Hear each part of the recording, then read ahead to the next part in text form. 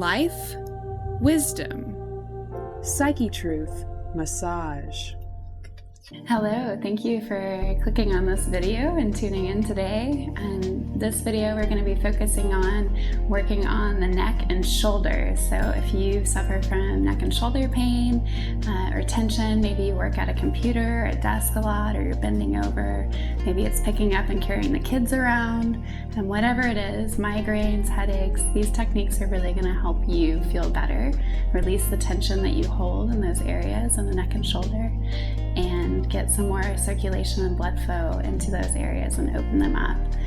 So right now I'm working on Katrina, and I'm just doing some basic kneading kind of up and down the length of her shoulders along the shoulder blades. And as I work, if I'm finding any little crunchy spots or tight spots, little knots, I'm kind of just melting in. Using a little bit of friction, I'm kind of rocking gently backwards and forwards, kind of getting that area to release and getting the muscle fibers to realign in the direction that they're supposed to go. And Katrina, I always like to check in, how's this pressure doing? Doing well. So if you're working with a partner or looking to trade with somebody at home, always make sure that you open up the communication lines for them to let you know how things feel. Sometimes you can be using one pressure in one area and that feels great, and then that same pressure in another area, maybe it's a little bit more tender, they have something else going on there, and they may need more or less pressure. So just be willing to communicate as a receiver what your needs are. It's about making the session comfortable for you. So I highly encourage you to voice what your needs are. So now I'm just doing some gentle kind of squeezing and compression along both sides of her spine on the neck, on the upper neck. And then I'm also going to do a little bit of melting in circles into her sub-occipital muscles. So when you have neck pain or headaches, a lot of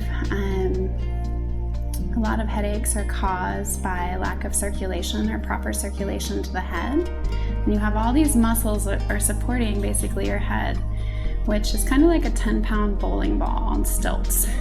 So if you're out of whack, or you're consistently crouched over a computer, or just posturally reinforcing an out of balance alignment, muscles on one side of the neck are going to have to compensate for you carrying that weight off balance. So sometimes it'll be the back of the neck, or sometimes you'll notice one side of your neck really hurts, or maybe you can't turn your head all the way to the left or right the same. There's a little bit of imbalance there. And so right now I'm kind of working on some really small muscles that help rotate the head. And they're right at the top of the spine.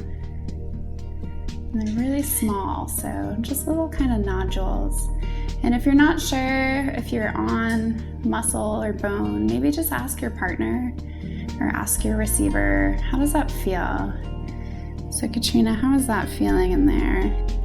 It feels pretty intense. There's a lot of little spots of tension. Like you said, I can feel that there's kind of multiple areas, maybe fibers that aren't lining up or going in the same direction.